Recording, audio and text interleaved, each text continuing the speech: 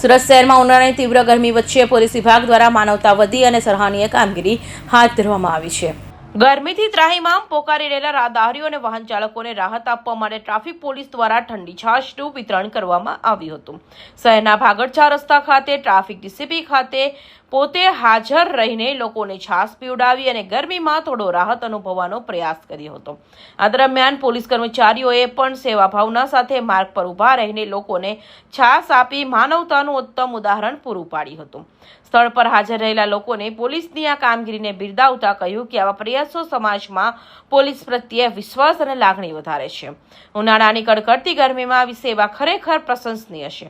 ઉલ્લેખનીય છે કે હાલ શહેરમાં બપોરના 1 વાગ્યાથી સાંજના 4 વાગ્યા સુધી ટ્રાફિક સિગ્નલ બંધ રાખવાનો નિર્ણય લેવામાં આવ્યો છે, જેથી ટ્રાફિક પોલીસ અને જનતા બંનેના ગરમીથી થોડી રાહત મળી શકે।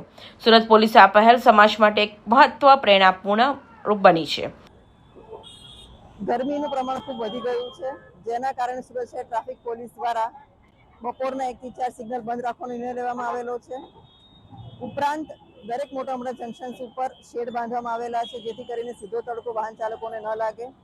વધુમાં તમામ વાહન ચાલકોને અહીંયા ભાગડ ખાતે ઉપસ્થિત રહીને અમે લોકો ટ્રાફિકને અવેરનેસ કરી રહ્યા છીએ, ટ્રાફિકના નિયમોનું પાલન કરવા માટે સમજ આપી રહ્યા છીએ અને સાથે સાથે અહીંયા છાશ અને પાણીનું વિતરણ કરી રહ્યા છીએ।